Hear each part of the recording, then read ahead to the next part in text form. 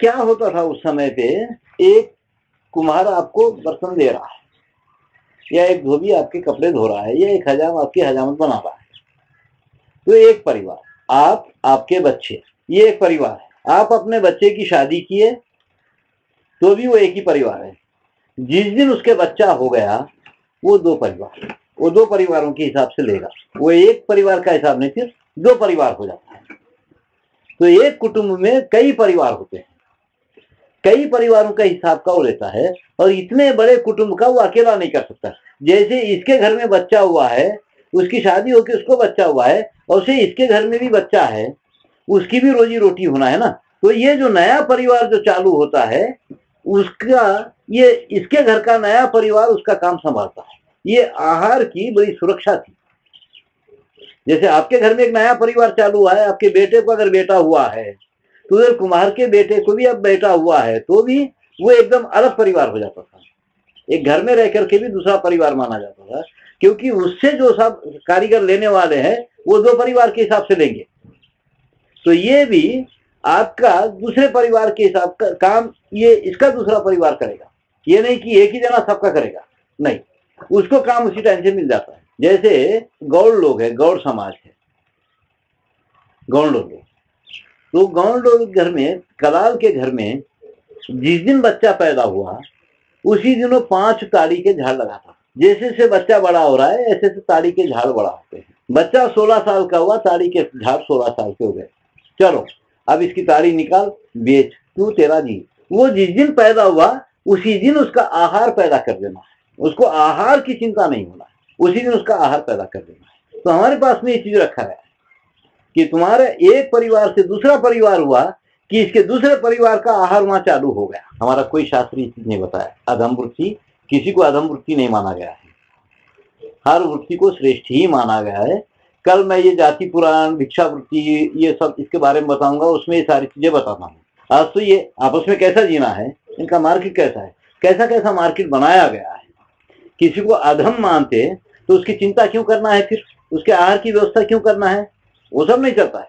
वो तो सब फिर गड़बड़ हो जाती है। अधम कोई है, ऊंचा कोई है, ऐसा नहीं। और यहाँ पे कि ये तो ये पूरा, तो एक ये जो बड़ा अच्छा एक सुंदर एक चौकड़ा तय किया गया था कि ये घर से एक सुनार को जितना पैसा जाता है उतना ही पैसा अगर एक कुम्हार को जाना है, तो उतना ही पैसा एक बांस के काम करने वाले को जाना है। तो इनकी कितनी चीजें इस्तेमाल करना पड़ेगा कि सोना बहुत कीमती मटेरियल है, मट्टी उसके सामने कुछ नहीं है, बांस उसके सामने कुछ नहीं है।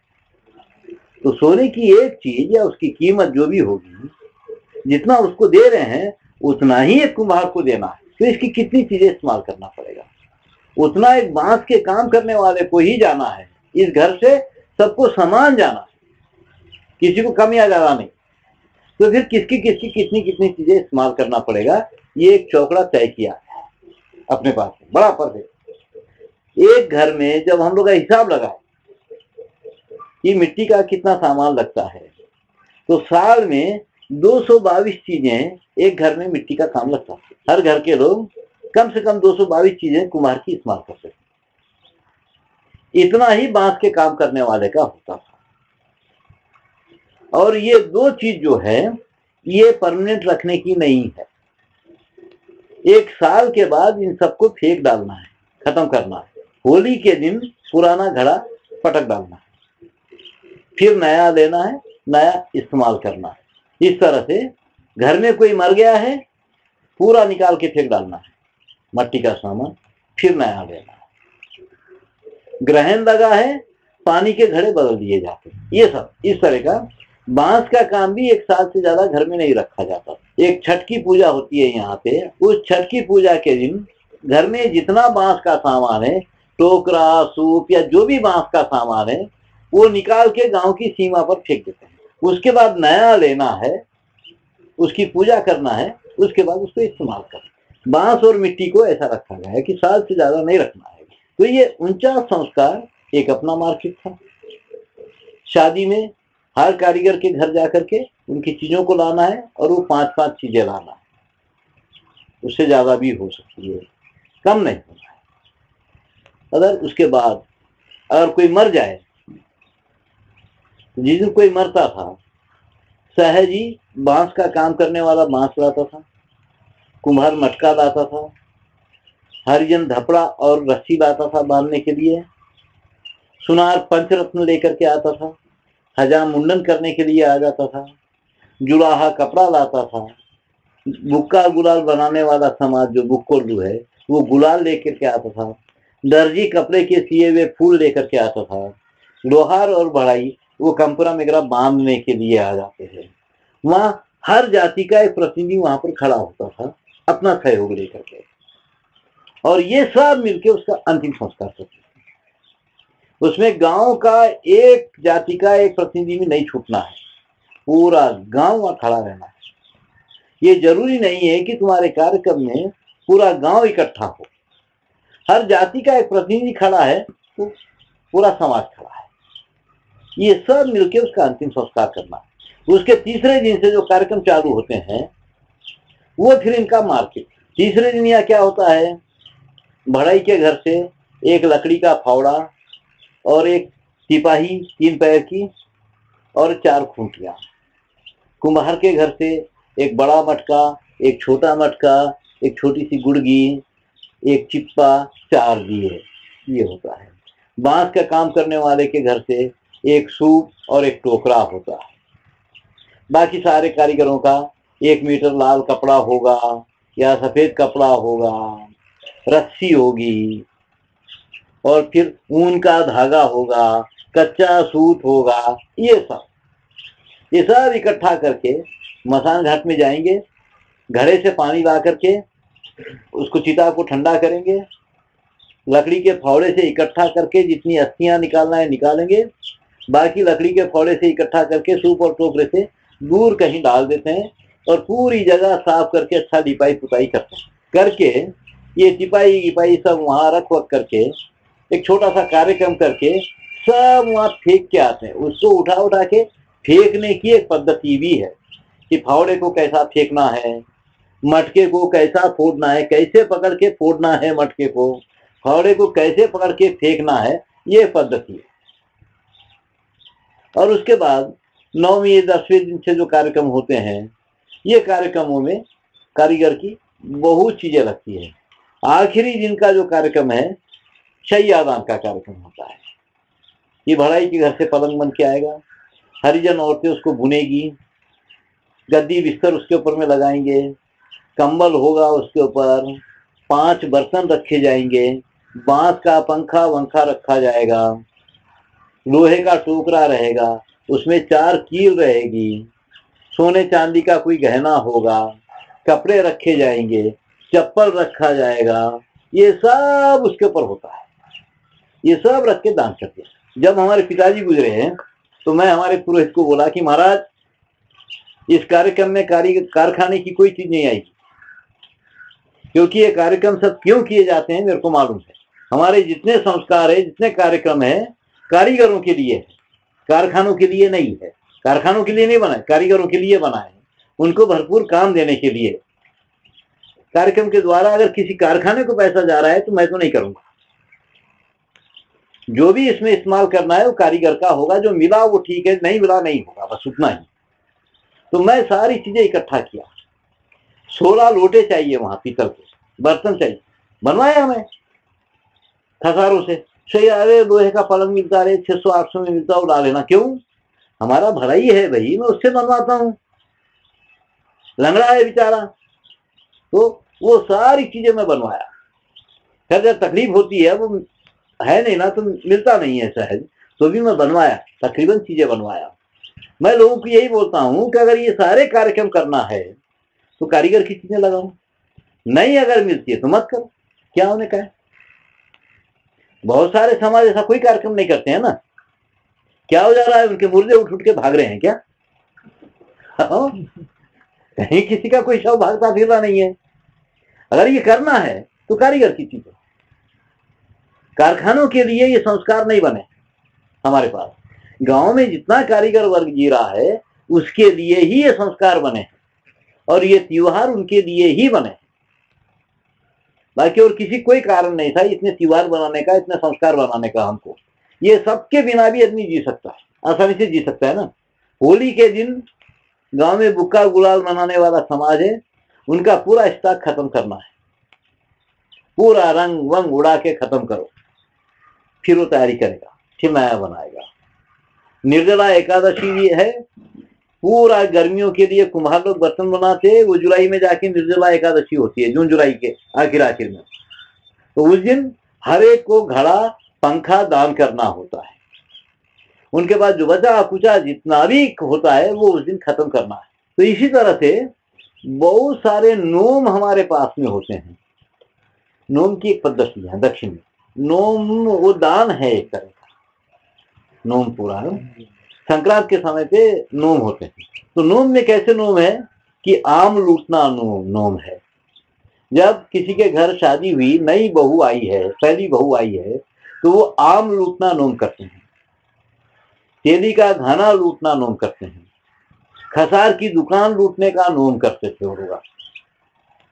तो कैसा है वो नोम की पद्धति? बाजे गाजे के साथ कुम्हार के घर जाएंगे, उसका जो आवा होता है उसकी पूजा करेंगे, उसमें से एक बर्तन निकाल के उसमें 5 चीजें डाल करके कुम्हारनी को पहले नोम किया जाएगा। उसके बाद जितनी औरतें आई है सबको उठा के बांट दिया जाता है, दे दिया जाता है। उसके बाद उसकी कीमत लगा करके कुम्हार को दे दिया। ऐसे ही तेली के घाने पे नोम होता था। तेली को खबर चली जाती थी, बहुत मिट्टी के गुड़गों में वो तेल भर भर के रखता था। ये जाते एक पैदा उठा के, पात्र उठा के तेली की औरत को दान करेंगे, उसके बाद सब लोगों को बांट देंगे। फिर ये कितने का तेल हुआ है उसकी कीमत लगा के उसको दे देंगे। ऐसे ही यहाँ बर्तन की दुकान लूटी जाती, खसार की दुकान लूटी जाती थी। बहुत गिलास कटोरियां बर्तन बना के वो रखता था, वो गए, वो उठा के बांट दिए, सबको नोम कर दिए, उसकी कीमत लगा के उसको देना है। तो कभी कभी लगता है कि ये पद्धति क्यों लागू की गई, क्या जरूरत थी? क्योंकि गांव में ये समाज जी रहा है, उनको भरपूर काम तो देना है, उसके लिए ऐसा करना होगा। ये मैं बोलता हूं, इसलिए बोलता हूं कि हमारी पूरी व्यवस्था वे के लिए, इकट्ठा करने के लिए नहीं। ये तो देते ही रहना है, देते ही रहना है। जैसे ये सबको दे रहा है वैसे ही इसको भी मिलते ही रहता था ना। तो बात ये आती है, अब जैसे गणेश चौथ का त्योहार है, गणेश चौथ कब होती है? सितंबर, अगस्त सितंबर में होती है, अगस्त आखिरी हफ्ते में या सितंबर पहले हफ्ते में होती है। तो उस दिन एक रिवाज था हमारे पास घर की छतों पर पत्थर मारने का, उसको पत्थर चौथ भी बोलते हैं। तो जब आरसीसी की स्लैब नहीं थी, टीन की छतें नहीं थी, तो हर घर पे कुम्हारी का प्रयोग होता था। तो उस दिन बच्चे पत्थर मारते थे, हर घर का 20-25 कवेलू फूटता था। दूसरे दिन से कुम्हारों को काम मिलता था, क्योंकि बरसातों में कुम्हारी काम नहीं चलता। दूसरे दिन से फिर कुम्हारों को काम मिल जाता था। इस तरह से वो समाज अपना नुकसान भोग करके भी मार्केट पैदा किया। इतना जबरदस्त मानस होना, मानस को तैयार करना मामूली बात नहीं है। जो ऐसे मानस के लोग हैं वो ऊंच नीच, किसी को घटिया, किसी को हलकट नहीं बना सकता कभी, वो इसके लिए असंभव है, वो ऐसा कभी नहीं करेगा। ऊंच नीच की बात तो ये समाज कर ही नहीं सकता है, छोटे बड़े की जरूर करेगा कि इसको जिसको हम देना है उससे हम लेना नहीं, वो एक अलग बात है। वो फिर सब बातें फिर बाद में करेंगे पूरा। तो अब ये बात यह है कि ऐसे देने का मानस तैयार करना आदमी के लिए आज कोई हिम्मत नहीं करेगा। इतना सब ऐसे बेकार का खर्चा करने के लिए बड़ा बवाल मचता है ना, घरों में सब बेकार है, लूट के लिए बनाया गया है, यूं है त्यों है करके बोल रहे हैं। अगर ऐसा मानस बनाना है तो क्या करना होगा? कैसे ये मानस बनाया गया हमारे पास जिसमें सब कुछ छोड़ना? तो फिर हमको ये दिखाई देता है कि पार्थिव चित्र और पार्थिव शिल्प कला, अब यहां से कला के द्वारा ये मानस जो बनाया गया गांव में, कला के द्वारा ये मानस बनाया गया, छोड़ने का मानस। चित्रकला है, शिल्प कला है, बहुत सारी चीजें औरतें करती है। अभी रंगोली डाले हैं, सुबह में डाले, शाम में खत्म करना है, फिर डालना है, फिर सुंदर बनाना है।